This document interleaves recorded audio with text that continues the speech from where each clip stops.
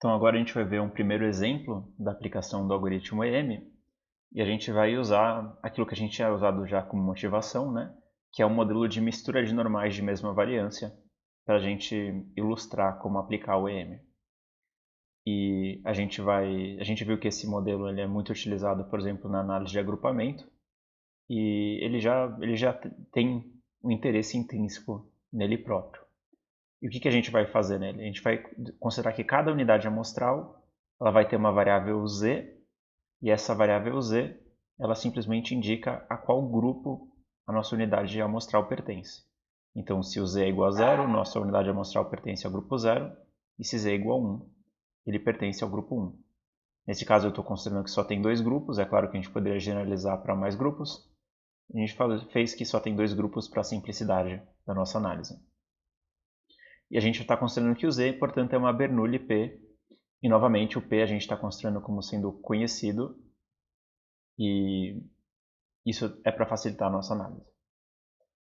Tá bom. O z ele é uma variável latente, no sentido que ela não é observada. Ainda que a gente tenha interesse nela a princípio, né? Mas o z não é observado. Aquilo que é observado é o x. E o x é a nossa covariável. Ele vai ser uma normal, que vai ter como média uma média indexada pelo grupo, né? Então, no grupo 0 vai ter um θ 0 e no grupo 1 vai ter um θ 1. E vai ter uma variância sigma, que a princípio poderia ser desconhecida, a gente gostaria de estimá-la, né? Mas para esse exemplo didático, a gente vai considerar que o sigma é conhecido.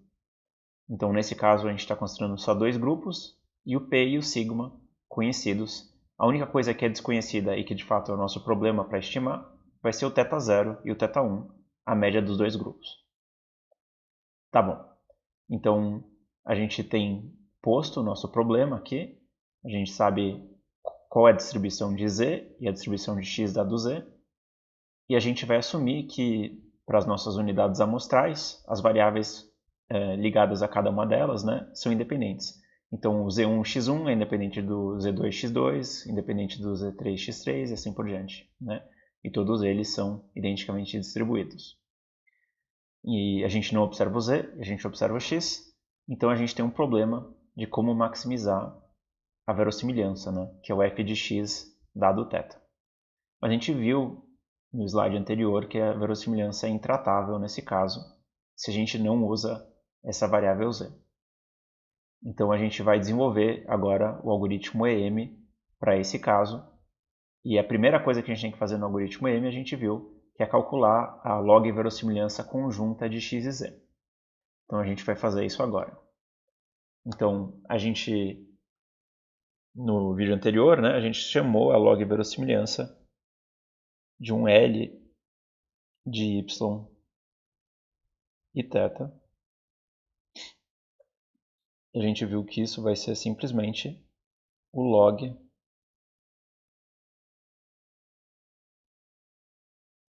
do f do y, e o y era todos os nossos dados, né, supondo que o z é observado. Então a gente tem o x1, z1 até o xn, zn, dado θ.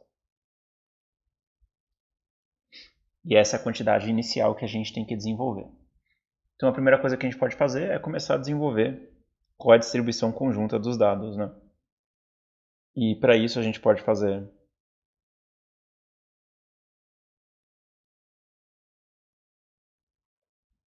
a coisa que vocês já devem ter feito 1 milhão de vezes, né? Que é usar a independência das observações. Então aqui a gente vai ter o produtório de i é igual a 1 até n do f de xi, zi,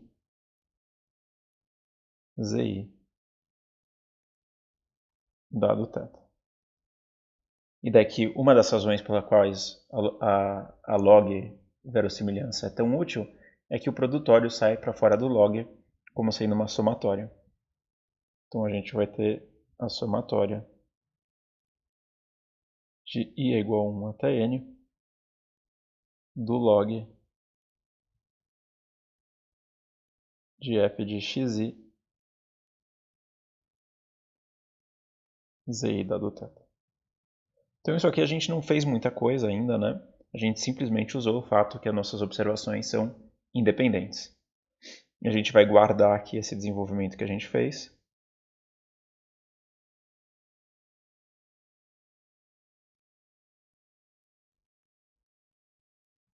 E agora a gente também vê que o que a gente tem que fazer para continuar vai ser desenvolver a densidade de uma única unidade amostral. A gente tem que saber o que é esse log do f de xi dado θ. E é isso que a gente vai fazer agora. Então, como que a gente faz isso? Em primeiro lugar, a gente lembra que o zi ele é uma Bernoulli P, né? E o xi dado zi ele vai ser uma normal θz sigma.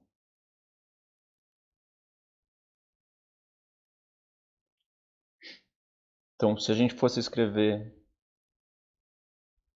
a log verossimilhança de uma única observação, né? Vai ser o log do f de xi dado θ. E a gente pode escrever o f de xi dado θ, a gente pode escrever como sendo o f de ci vezes o f de xi dado zi e θ.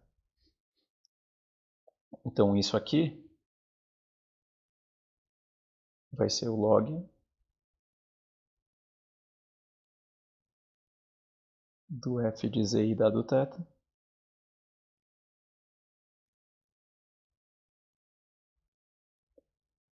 vezes o f de xi dado zi e θ.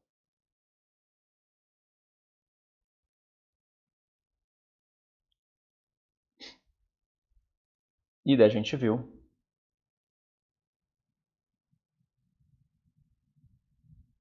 que isso aqui vai ser o quê? A gente pode escrever isso de uma... Em primeiro lugar, a gente pode escrever o que é o f de zi dado θ, né? É só uma Bernoulli. Então a gente sabe que vai ser p elevado a zi vezes 1 menos p elevado a 1 menos zi.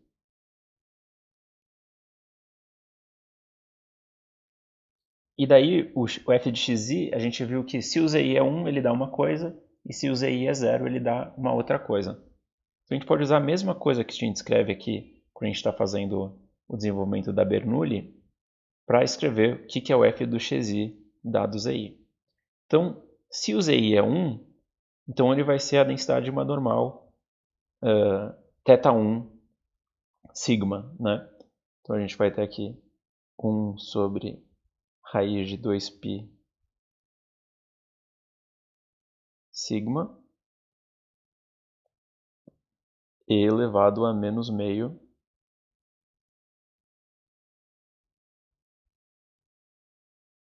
xi menos θ1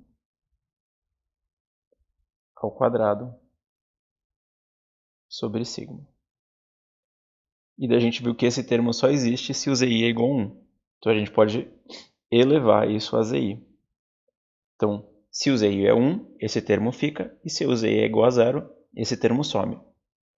E daí a gente pode fazer a mesma coisa, né, que a gente tem para o zi igual a 0. Então, eu vou ter que espichar um pouco mais aqui.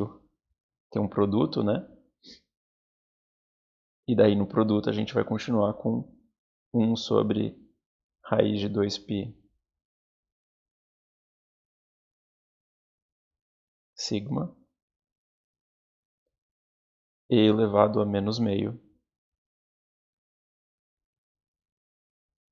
xi menos θ0 ao quadrado sobre sigma.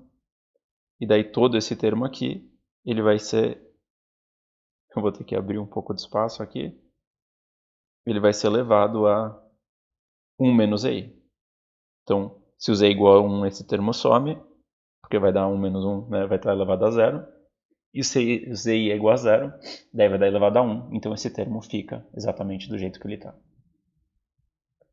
Então agora a gente pode agrupar os termos, né? Então a gente vê aqui que o ZI tem um P elevado a ZI e tem esse termo aqui elevado a ZI. Então a gente pode agrupar ele. E da mesma forma aqui a gente tem 1 menos P elevado a 1 menos ZI e tem todo esse outro termo aqui elevado a 1 menos ZI. E a gente pode agrupar os termos e já passar o log, né? Então o que vai acontecer? A gente vai ter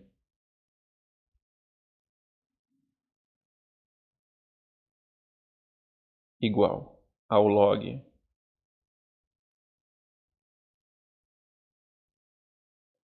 de P vezes 1 sobre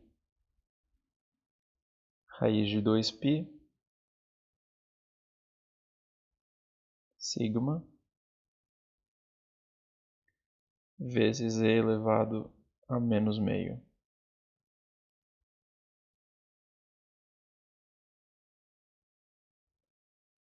Xi menos θ1 ao quadrado sobre sigma. Tudo isso elevado a zi.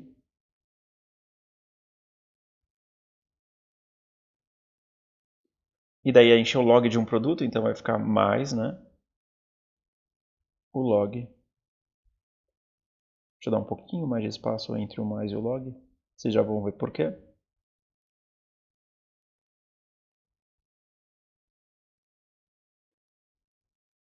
Mais o log da mesma coisa com o termo que estava 1 menos i, né? Então vai ter 1 menos p, 1 sobre raiz 2π sigma, e elevado a menos meio, xi menos θ0 ao quadrado sobre sigma, elevado a 1 menos i.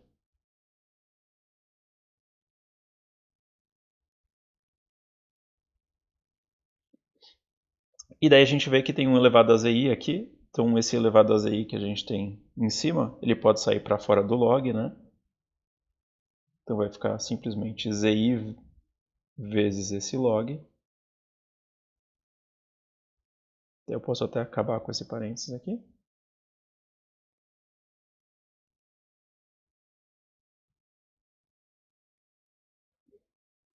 E a mesma coisa com o menos i que a gente tem embaixo. Então a gente pode abaixar 1 menos i.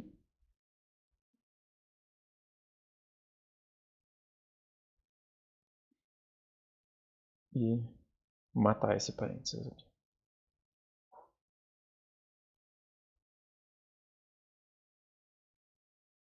Então a gente está quase chegando na simplificação aí para a log verossimilhança de uma observação. A única coisa é que a gente pode aproveitar que a gente tem o log de uma exponencial, né? Então vamos prosseguir. Isso aqui vai ser igual a zi vezes. Daí nota que a gente tem o log de p, né?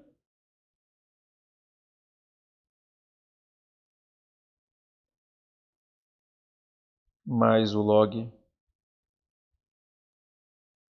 de 1 sobre raiz de 2π sigma. E daí a gente tem o log da exponencial aqui. Então vai dar simplesmente menos meio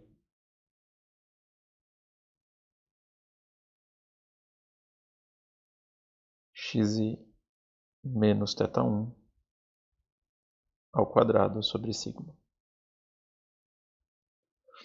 E a mesma coisa embaixo. Então a gente vai ter 1 menos i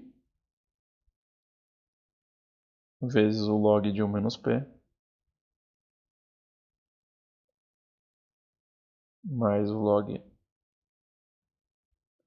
de 1 sobre raiz de 2π sigma menos meio xi menos θ0 ao quadrado sobre sigma.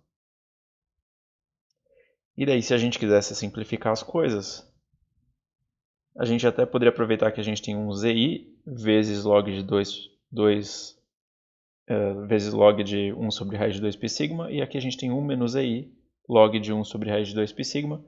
Então, fazendo a distributiva, a gente vê que vai ter log de 1 sobre raiz de 2π sigma vezes zi, mais, quer dizer, pondo log de 1 sobre raiz de 2π sigma em evidência, vai dar ele vezes zi mais 1 menos zi. Então, vai sobrar só ele. Então, a gente pode pegar esses dois termos,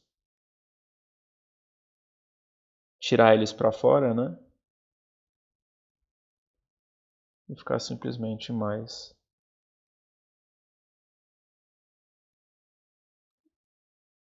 log de 1 sobre raiz de 2π sigma. Então a gente conseguiu desenvolver a log-verossimilhança de uma única observação. Então isso a gente viu que era um pedaço muito importante, né, para a gente conseguir aplicar o algoritmo EM. E agora a gente pode simplesmente encaixar esse pedaço naquilo que a gente tinha encontrado antes. Então lembra, quer dizer, voltando alguns slides aí, a gente tinha encontrado essa expressão e agora a gente pode simplesmente substituir o que a gente encontrou. Então isso aqui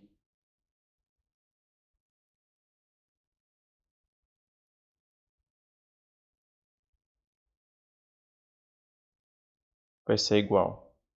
Em primeiro lugar, a gente tem aquele log de 1 raiz de 2π sigma que está somando n vezes, né? Então vai dar simplesmente n sobre raiz de 2π. Na verdade, n vezes o log de 1 sobre raiz de 2π sigma. E daí, mais aquilo que a gente tem na somatória, né? E aquilo que a gente tem na somatória, a gente já viu que vai ser I igual a 1 até n de zi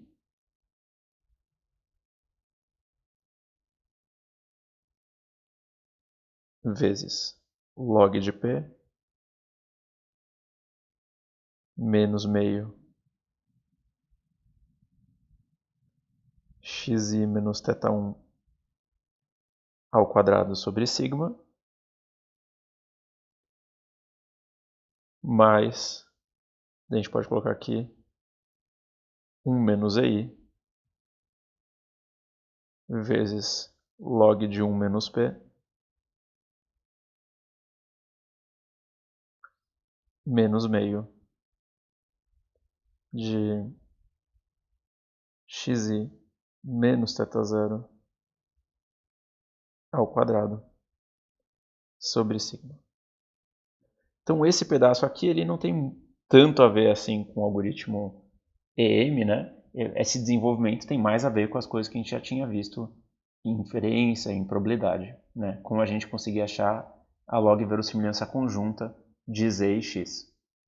Agora sim, que a gente tem essa quantidade, a gente pode continuar desenvolvendo o algoritmo EM, né? Então, o próximo pedaço é a gente pegar essa log-verossimilhança com a variável latente e a gente tirar a esperança dela, dado x e dado θ.